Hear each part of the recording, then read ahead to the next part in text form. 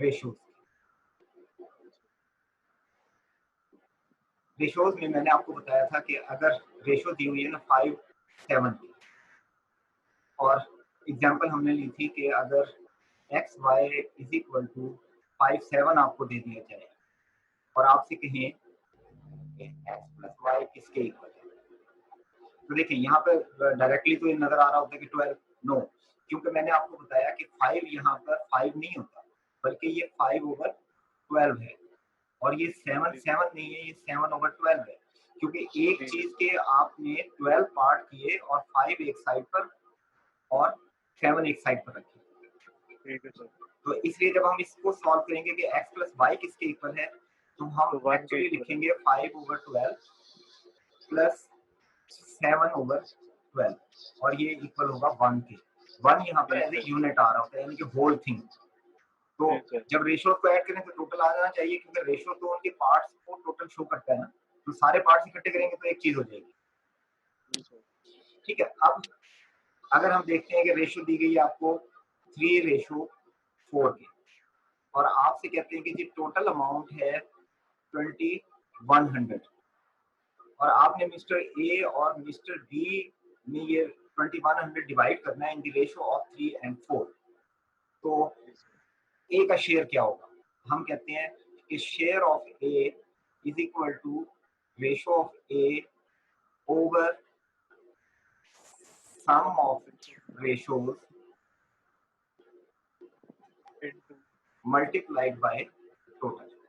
तो ये हो जाएगा 3/7 मल्टीप्लाइड बाय 2100, जो कि इक्वल होगा 900, यानी कि 2100 में से ए का शेयर जो होगा वो 900 होगा। इसी तरीके से अगर शेयर ऑफ बी बताना है तो हम कहेंगे कि शेयर बी का कितना था, 4 पार्ट्स, तो 4/7, यस 4/7 मल्टीप्लाइड बाय 2100, और ये आ जाएगा आपके पास 1200। ये बी का शेयर आ गया। ठीक है, ये ए का शेयर। अब आप देखें इन्हें टोटल को ऐड करें तो कितना आएगा 2100, अगर रेशो को ऐड करेंगे तो 1 आना चाहिए। ठीक हो गया। अच्छा, इसी तरीके से बाद का क्वेश्चन इस तरह से आ जाता है कि ए रेशो बी 3:4 है, और अब आपको शेयर ऑफ ए दिया हुआ है 900 कह लेते हैं।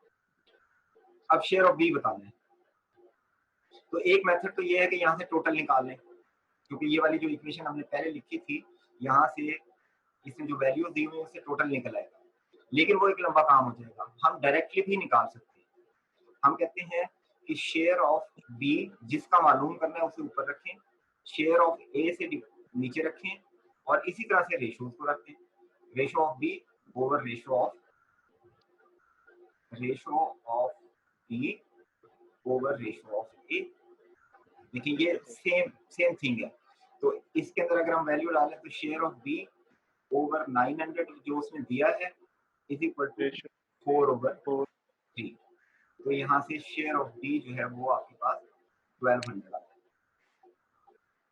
है। ठीक हो गया, एक शेयर से दूसरे शेयर में। या फिर दूसरा एक और मेथड है कि आप जो है इसका 1 शेयर मेथड अप्लाई करें।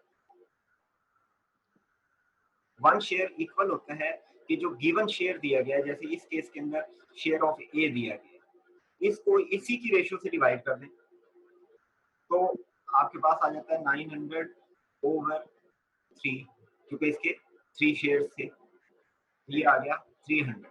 ये जो 300 है ये एक शेयर की वैल्यू है, एक शेयर की वैल्यू, तो हम 4 से मल्टीप्लाई करते हैं। तो बी का जो शेयर है वो आ जाएगा कि ratio of B multiply by 1 share. जी सर। ये आ गया आपके पास 4 × 300 इज इक्वल टू 1200।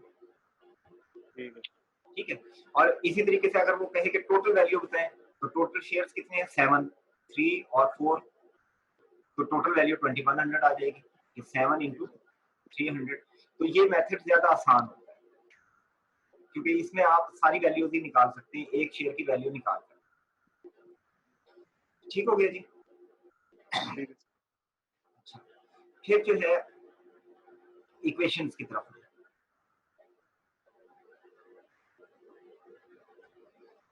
इक्वेशंस वाला टॉपिक जो है ना वो प्रोपोर्शन पे बेस करता है, तो वो मैं इसलिए इस टाइम आपको नहीं करा रहा, प्रोपोर्शन के बाद करेंगे ताकि वो आसान हो जाए। उसके बजाय हम करते हैं ट्रिपल रेशो। ट्रिपल रेशो यानी कि रेशो अगर आपको इस तरह से दी जाए कि ए रेशो बी, वो कहता है कि 3:2 है, और बी रेशो सी जो है वो 5:3 है। तो अब हमने मालूम करना है कि ए रेशो बी रेशो सी क्या हो, ठीक है। तो इसके लिए तरीका ये होता है कि जो इसमें कॉमन है, देखें इसमें बी कॉमन है दोनों के, उसको आप दरमियान में ले, फिर इनकी रेशोज लिखें लेफ्ट टू राइट इंग्लिश के लिहाज से 3:2, और फिर बी और सी की है 5:3 के रेशो। उसके बाद आप इसको इससे मल्टीप्लाई करें, ये 6 आ गया। इन दोनों को आपस में मल्टीप्लाई करें, 10 आ गया। इसको इससे मल्टीप्लाई करें तो ये 15। ये आपके पास ए रेशो बी रेशो सी आ गया। उसके बाद वो डिवीजन कराता है, तो डिवीजन का कोई भी जो मेथड है वो लग जाएगा। 1 शेयर वाला करेगा तो 1 शेयर वाला हो जाएगा, यानी कि रेशो आपके पास आ गई है। इसमें से ए रेशो सी क्या है 15, 3, इसको सिंपलीफाई करें तो ये हो जाएगा 5:1, ठीक है। ये ए रेशो सी, क्योंकि बी और ए और बी की हमारे पास पहले से थी, बी और सी की भी थी, सिर्फ ए और सी की नहीं। ठीक हो गया, ठीक है सर। अच्छा, अब आपके पास एक्सरसाइज आ गई है इसकी, ठीक है सर, आ गई है ना। तो ये क्वेश्चन नंबर प्रोपोर्शन से पहले जितने क्वेश्चन है ना वो आप करें, और आपको मैं टाइम दूंगा ना उसी टाइम पे करना है आपने, ताकि मैं इधर उधर ना हो जाऊं, वरना फिर मैं उठ जाता हूँ तो फिर वो कोई मिलने आ जाता है या कुछ हो जाता है तो मैं इधर उधर हो जाता हूँ। लेट नहीं करनी। अब ये समझ लें ये काम जो है ज्यादा से ज्यादा आधे घंटे का है। आधे घंटे? हाँ, ये क्योंकि 14-15 क्वेश्चन है, ठीक है। उसके बाद में आप प्रोपोर्शन शुरू करेंगे इसके बाद, ठीक है सर। ठीक है, इसको कंप्लीट करके आप, हाँ मैं ठीक आधे घंटे बाद मैं ऑनलाइन आ जाऊंगा, ठीक है सर, ठीक है।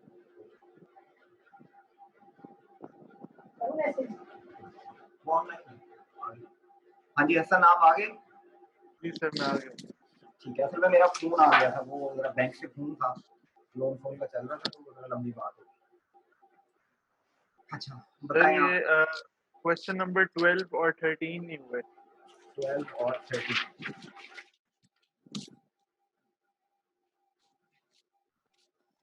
12 है जी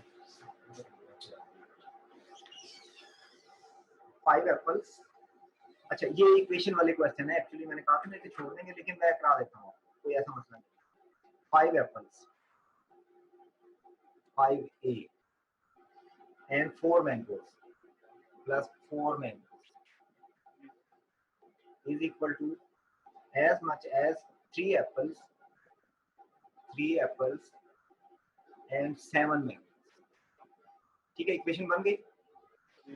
तो इक्वेशन को रेशो में कन्वर्ट करना होना तो इसको a ओवर b में लेना है, यानी कि a ओवर m बनेगा इस केस में। तो ये हो गया 5a minus 3a is equal to 7m minus 4m। ये क्या हो गया 2a is equal to 3m। अब m इसके a के नीचे आ जाएगा और 2 जो है वो 3 के नीचे चला जाएगा। अब यहाँ से जो डायरेक्ट रेशो बनती है ना वो तो बन जाएगी कि a रेशो m अगर हम लें तो वो 3:2 आ जाती है, जो कि आपकी ऑप्शन की में भी दी, ठीक है ना। यही इसका करेक्ट आंसर लिया गया। लेकिन एक्चुअली जो है जब अभी हम प्रमोशन पढ़ेंगे ना वो आप खुद अप्लाई कीजिएगा इसमें, कि हम चीजों के दरमियान देखते होते हैं कि प्रोपोर्शन क्या है। अगर ये इनवर्स प्रोपोर्शन हो ना a और m की तादाद में, क्योंकि देखें इस केस के अंदर क्या हो रहा है कि a की तादाद बढ़ाएंगे तो m डेफिनेटली यहाँ पे कम करने पड़ेंगे, वरना इक्वलिटी नहीं रहेगी। तो उस केस में हम जब ये प्रोपोर्शन इनवर्स हो तो हम इनको फिर उल्टा कर देते हैं, 2 इधर ले आएंगे और 3 इधर चला जाएगा। लेकिन मैंने जो है इसको किसी केस के अंदर भी इनवर्स या डायरेक्ट को अप्लाई नहीं कराया, इसलिए इसका आंसर 3:2 ही लिया गया। ठीक हो गया? हेलो। और सर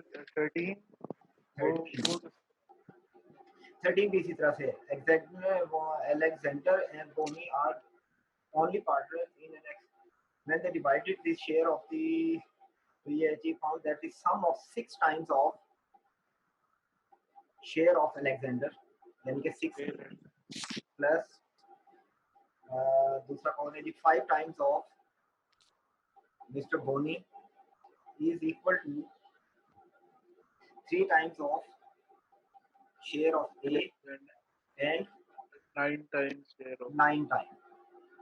ओके, इसको भी इसी तरह से कर लें आप. 6A minus 3A is equal to 9B minus 5. तो ये हो गया 3A is equal to 4B. तो A over B 4 over 3. 4-3. तो A रेशो B आपका 4 या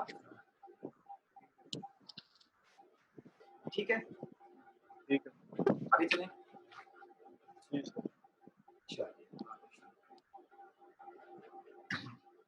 प्रोपोर्शन, ये जो प्रोपोर्शन है ना और रेशो, ये आपके वैसे भी इंपॉर्टेंट टॉपिक है, ये याद रखिएगा. इनकी एप्लीकेशन बहुत ज्यादा आएगी.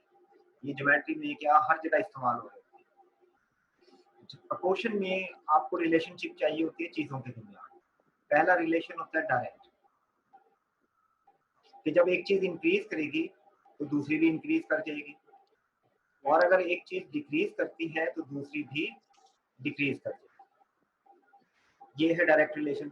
अब इसकी एग्जांपल अगर आप लेने लगे तो आप कहें कि अगर किसी जगह काम हो रहा है वहां पर आदमियों की तादाद बढ़ा दें तो जाहिर है वर्क भी ज्यादा होगा, ज्यादा आदमी ज्यादा काम करेंगे. अब अगर गाड़ी ज्यादा चलाते हैं आप तो जाहिर है आपका फ्यूल भी ज्यादा खर्च होगा, ज्यादा ट्रैवलिंग ज्यादा फ्यूल. तो ये डायरेक्ट है. आप बिल्कुल सिंपल भी लेना चाहें तो गर्मी ज्यादा होगी तो स्वेटिंग ज्यादा होगी. जी सर. इसके अपोजिट क्या है, इनवर्स रिलेशन, कि जब कोई एक चीज इंक्रीज करेगी तो दूसरी डिक्रीज कर जाएगी. अगर किसी जगह काम हो रहा है और आप नंबर ऑफ मैन इंक्रीज कर दें, यानी कि लेबर फोर्स बढ़ा दें, तो टाइम कम लगता है, जल्दी दिनों के अंदर काम हो जाएगा. आप गाड़ी तेज चलाएंगे, स्पीड बढ़ा दें तो टाइम कम लगता है, आप जल्दी पहुंच जाते हैं. अमूमन जो टाइम के रिलेशन होते हैं ना वो इनवर्स होते हैं अमूमन. ठीक है. आप देखिए इसकी एप्लीकेशन. हम कहते हैं कि जी किसी फैक्ट्री में काम हो रहा था, वहां 50 men are working and they can pack 300 packets in 5 days. If the number of men is increased to 100 and they are to make 2500 packets, how many days are required? आप देखें काम क्या किया कि मैंने एंटिटीज के नेम ऊपर लिख लिए. फिर ये जो रो है, पहली रो, ये कंप्लीट रो है. ये याद रखना है कि पहली रो को कंप्लीट लेकर आना है, बेशक आपका डाटा उसने उल्टा ही क्यों ना दिया हो. यानी कि नीचे वाली चीज पहले लिखते और बाद में ऊपर वाली चीज लिखते, तब भी आप इसको पहले कंप्लीट रो को, जिसमें कोई अननोन ना हो. सेकंड रो के अंदर अननोन आ गया जो एक्स है, डेज. अच्छा, इस तरतीब से लिखने के बाद आप जो चीज मालूम करनी है उस कॉलम के साथ अपवर्ड एरो लगा दें. ठीक है सर. अब इसके लिहाज से जो अननोन है उसके लिहाज से बाकी सबका रिलेशनशिप ढूंढें. मसलन डेज और पैकेट का रिलेशन. इस केस के अंदर आप ये जो मैन है इसको बिल्कुल भूल जाएं, ये नहीं है, इग्नोर कर दें, ये कांस्टेंट है. और ये जो नंबर दिए हुए हैं यानी कि 325 और 5 और एक्स वगैरह, इनको बिल्कुल इग्नोर कर दें. आपने रिलेशन लेना है पैक और डे में, अलग लिख लें आप इसे. पैक और डे में रिलेशन देखिए, क्वेश्चन को मत देखें. क्वेश्चन को बिल्कुल नहीं देखना कि उसमें क्या दिया है क्या नहीं दिया.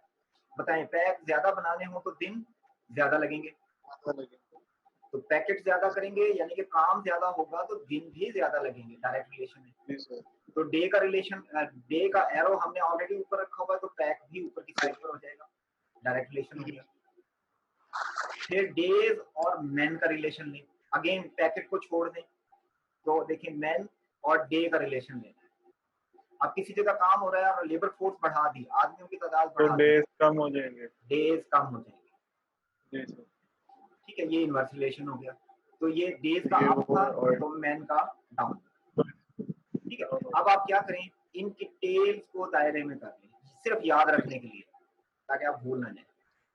ये आपके पास तीनों चीजें जो डाउनवर्ड एरोस थे वो टेल्स को आपने एन सर्कल कर.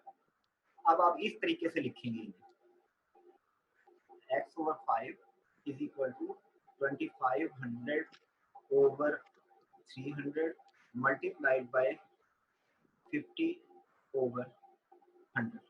देखिए मैंने क्या किया, ये दायरे वाली चीज थी यानी कि टेल वाली वैल्यूज जो है वो ऊपर रखी गई है, ठीक है सर। और जो अननोन कॉलम था यानी कि डेज हमने मालूम करने थे इस क्वेश्चन में, तो वो एक साइड पर और बाकी तमाम एंटिटीज दूसरे साइड पर मल्टीप्लाई होगी इक्वेशन। ठीक है सर। ठीक है, अब देखें इसके अंदर अगर मैं फोर्थ ही एंटिटी ऐड कर दूं, मतलब वर्किंग डेज और डाल दें इसमें, वर्किंग आवर्स, हम कहते हैं पहले वो 8 घंटे काम करते थे, अब उन्होंने 6 घंटे काम करते हैं, तो अगेन डे और वर्किंग आवर का रिलेशन लेंगे, वो इनवर्स होगा, वर्किंग आवर बढ़ाएंगे तो वर्किंग डेज कम हो जाएंगे, जी इनवर्स हो गया, तो ये यहाँ पर ही मल्टीप्लाई हो जाएगा 8/6। अब यहाँ से आप x निकाल सकते हैं, x इज इक्वल टू जो भी आप मल्टीप्लाई करके सॉल्व करेंगे आंसर आ जाएगा। बताएं कोई प्रॉब्लम? नहीं सर। हाँ, अब आप एक्सरसाइज करेंगे, मैं back. Thank you for watching. Subscribe and press bell icon for quick intimation of new videos.